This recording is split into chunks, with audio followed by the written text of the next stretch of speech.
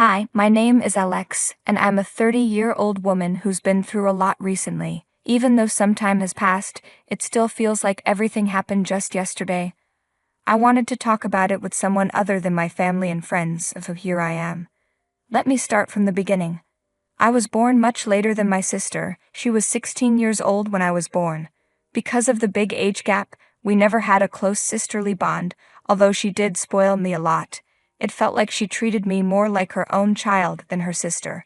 By the time I was old enough to remember anything, my sister was already off to college.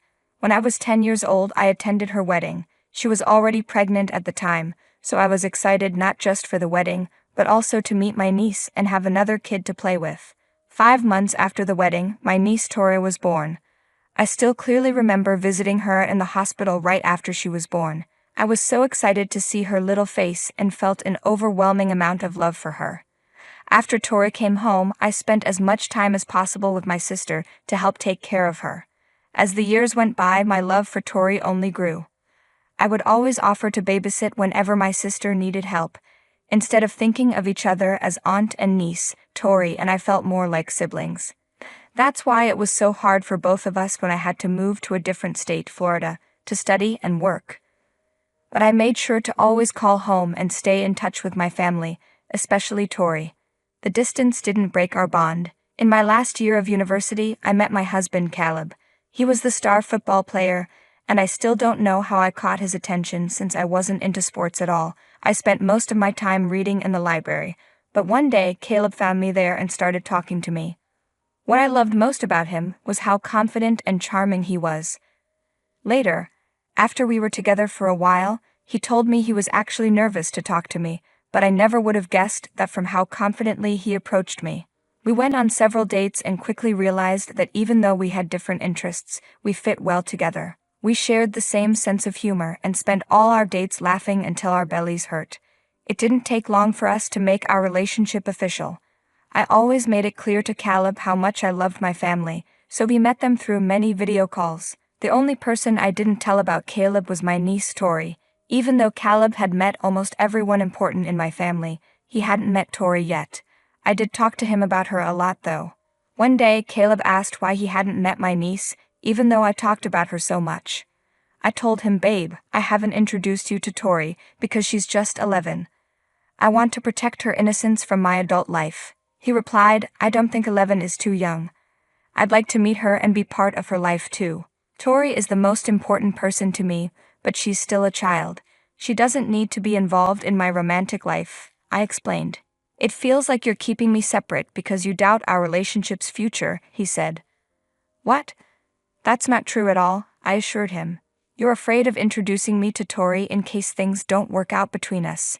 You don't want to introduce her to someone who won't be a constant in her life," he continued.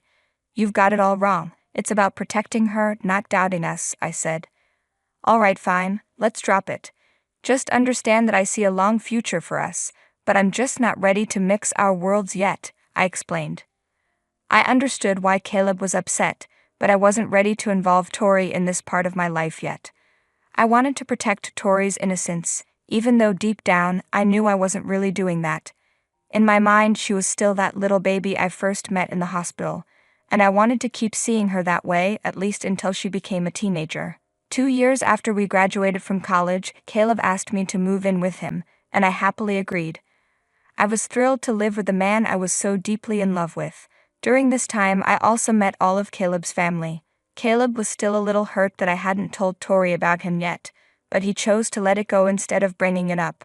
I could tell he was still bothered by it because he would briefly mention it before dropping the subject. When Tori turned 13, I waited a couple of months before finally telling her about Caleb. We got on a video call one day while Caleb was out for a run. "Tori, I have something to share with you," I said. "What's up?" she replied. "I have a boyfriend." "Really? Oh my gosh, tell me everything," she exclaimed. "His name is Caleb. We met in college and have been together since my senior year." "Is he a good guy?" she asked. "He's the best. You'll love him," I assured her. "I can't wait to meet him then." "Well, actually, we were planning to come for Thanksgiving." "Wait, seriously? I've got bad timing, huh?" "What do you mean?" I asked, confused. "I got into that boarding high school I've been raving about for ages, I need to be there next month. That's amazing, Tori. I'm so proud of you. Yeah, but I won't be around for Thanksgiving. Don't worry about it. I'm planning on marrying Caleb anyway, so you'll have plenty of time to meet him. You're already planning weddings, huh? I love it, she said with a laugh. We spent the next half hour excitedly talking about Tori's new school. I learned that Tori would only have some time off, but now that Caleb and I were working, we couldn't just take off to go meet her. And when Tori was at school, she wasn't allowed to use electronics for long periods. Tori was fine with that because the school had so many extracurricular activities that would keep her busy and tire her out by the end of the day. I was excited for her to experience new things. When Caleb came back from his run, I told him about the call. Once again, he was disappointed that he missed meeting Tori, but he felt better knowing that I was ready to introduce him. He didn't mind waiting because he knew I wasn't purposely keeping him away from the most important person in my life. A couple of months later, while we were visiting my family for Thanksgiving, Caleb decided to propose to me. I couldn't have imagined a better time for him to do it. He knew how much I wanted my family to be there during my big moments. I said yes with the biggest smile on my face and tears streaming down my cheeks. We got married within the next year. Tori, of course, heard the news and sent a text congratulating me. Caleb and I spent the next year meticulously planning our wedding. We wanted everything to be perfect. Since Tori was still at school, there was no way for her to attend the wedding. I was crushed that she couldn't make it, but I knew her education was more important than an event like a wedding. Plus, Caleb comforted me by saying we could have a small ceremony after Tori graduates to replicate our wedding. The wedding was a grand affair. Everyone laughed and cried, and I felt like the luckiest girl alive. The love and support I received that day were beyond anything I could have imagined.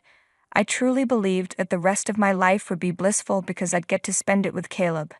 And for the first year of our marriage, that was true. But then things started to go downhill. We both had stable 9-to-5 jobs, made good money, and lived comfortably. We were never really interested in having children, so that wasn't something we had to plan for. So it came as a surprise when one night while we were lying in bed, Caleb asked if he could start working overtime. "Babe, there's something I need to talk to you about," he said. "What's up?" I asked, a little concerned. "I've been thinking about taking up overtime at work," Caleb said one night as we lay in bed. "Overtime? Why the sudden interest?" I asked, surprised. "I've been aiming for a promotion for a while now, and the extra money could help us," he explained. "I love that you're passionate and ambitious, but we're already comfortable," I said. "I know, but I think we can do even better," he replied. "I love our time together, just relaxing after work and on weekends. It means a lot to me," I told him, hoping he'd understand. "I value that too, but I see the potential for more," he said. "It's not about potential, it's about quality of life. I want to enhance our quality of life through hard work," he insisted. "I respect your choices, but I'm not happy with this decision," I admitted. "I'm doing what's best for both of us," Caleb said, then turned over and turned out the light after wishing me good night. I was left awake with my thoughts, feeling upset that Caleb had made this decision without really discussing it with me. We didn't need the extra money. Both of us were able to save a good amount each month.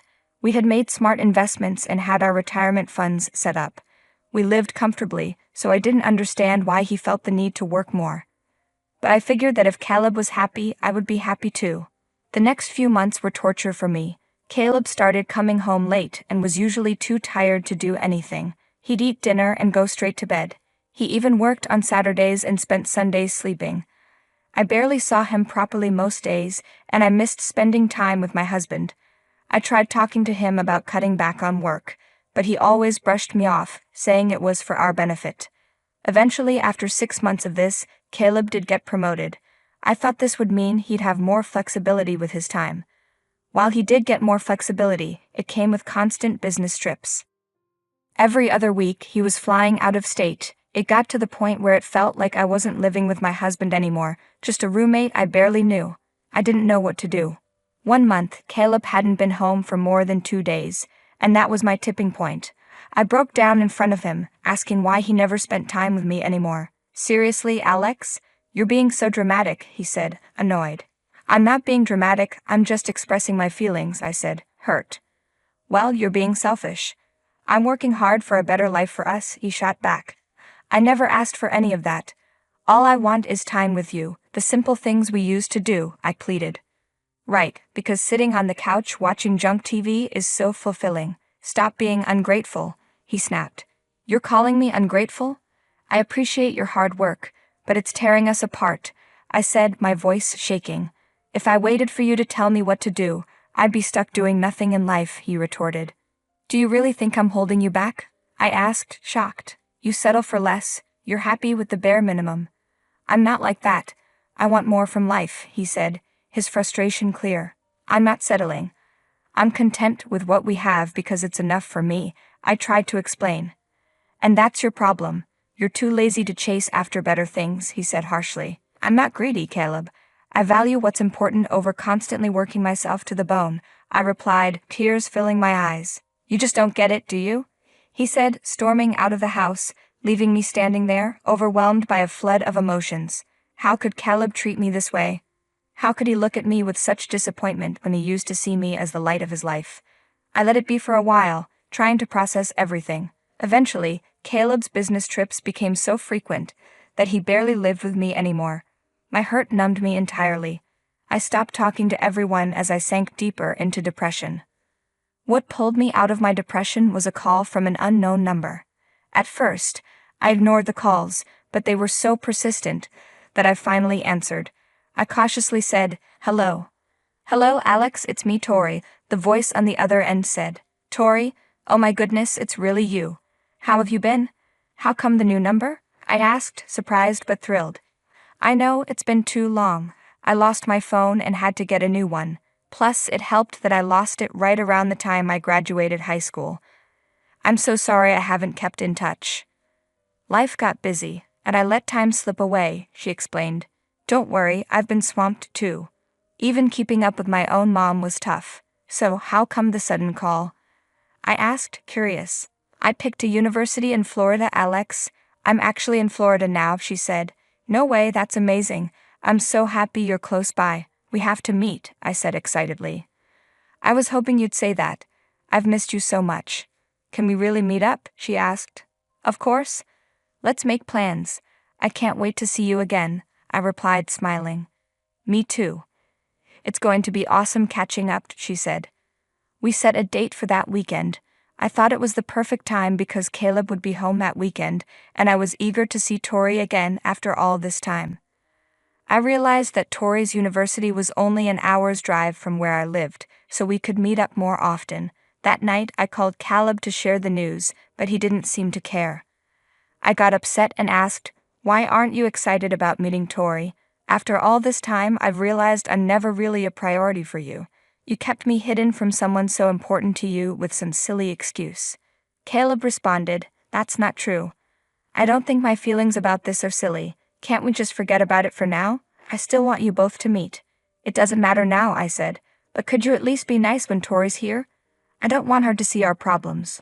Oh, so now you care about appearances. When will you be honest with her? Caleb shot back. It's not about that. I just want her to see the good parts of us. Good parts, huh? Doesn't seem like there's much of that left these days, Caleb said, walking away. I couldn't understand why Caleb was being so difficult. I wasn't asking for anything unreasonable. I would have said the same thing if any other family member was visiting. I decided not to think about it too much because it only made me feel worse. When the weekend arrived, I greeted Tori with a big hug and teared up seeing how much she'd grown. We had 2 hours alone before Caleb came back from his trip, and during that time, we caught up on everything we'd missed. We laughed and cried together as we remembered the past. When Caleb finally came home, he went to freshen up in the bedroom. When he came back to the living room, he kissed me and then introduced himself to Tori. Tori looked confused as she shook his hand. How have you been, Tori? Caleb asked. I've been all right, Tori replied. Well, that's good to hear. I've always wanted to meet you. Alex talks about you all the time, but she never let me meet you before. Yeah, I've been meaning to see you too. I'm glad we finally got the chance. What university are you attending? Caleb asked. I'm going to New College of Florida. Oh really? Sorry, but you look familiar. I can't figure out where I might have seen you before, Caleb said. Tori hesitated, I'm not sure. You just look familiar. I noticed Caleb looked panicked. He was sweating and trembling. I asked him if everything was okay, but before he could answer, Tori gasped and pulled out her phone. I looked at both of them, confused, wondering what was going on. I asked Tori and Caleb to explain what was happening. Caleb didn't say anything and tried to leave, but Tori stopped him, saying he wasn't going anywhere. I looked at Tori, confused, as she showed me her phone and asked me to look at the photos on it. In the photos, I saw text messages between two people who seemed like a couple. I was puzzled and asked Tori what this was about. Tori explained that she had made a friend at university. When they went to a party, her friend mentioned she was dating an older man named Caleb. Tori showed me several pictures of this man, and I realized that it was Caleb. I asked Caleb if this was true. He tried to deny it and said, "Are you really going to believe a young girl over your husband? You're just avoiding the truth." Tori responded, "There's proof from texts with my friend, but the messages only have a contact name, not a number, so it's hard to confirm it's him." She then showed me more pictures of Caleb on dates with her friend. My heart broke with each photo. I couldn't understand why Caleb would do this. We had been going through a rough patch, but I had hoped we could work things out. I turned to Caleb with tears in my eyes and asked him how long he had been having the affair. Caleb looked away and didn't answer. Tori, clearly disgusted, said she knew it had been going on for 2 years. My heart shattered. I wondered if Caleb's long work hours were really just an excuse to be with someone else. Then another thought struck me and I felt sick just thinking about it, but I had to ask for my own peace of mind. I asked Tori how old her friend was. Tori replied with disgust that her friend was the same age as her. I couldn't bear to look at Caleb anymore. Not only had he been cheating, but he had been doing it with someone so young. I packed up Caleb's things and threw them at him, telling him to leave. He didn't even try to argue. Once he was gone, I ran to the bathroom and threw up, overwhelmed by the disgust of his actions. I cried for a long time, and Tori stayed by my side, comforting me. She spent the week with me as I took the necessary steps to move forward. I quickly filed for divorce and found a lawyer to report Caleb for his crime of dating and sleeping with a minor. Caleb tried to fight back, but the court sided with me. I got most of our assets, and Caleb was found guilty. He was sentenced to 5 years in prison and ordered to pay a $110,000 fine. I felt a sense of justice and relief. After all the pain I had endured, it was finally over. I was deeply disgusted to have been with a man capable of such terrible actions, but I was glad he was held accountable. I found some comfort knowing that Caleb would always be a registered sex offender and that his life would be greatly affected by his actions. It took me another 2 years to fully heal, but I grew stronger from the experience. I moved back to my home state and spent time recovering with my close friends and family. In the end, it was my family who supported me and helped me find joy again. I share my story to remind you that no matter how difficult things get, there is always hope. I'm still healing, but I'm no longer haunted by Caleb's betrayal. Thank you for listening.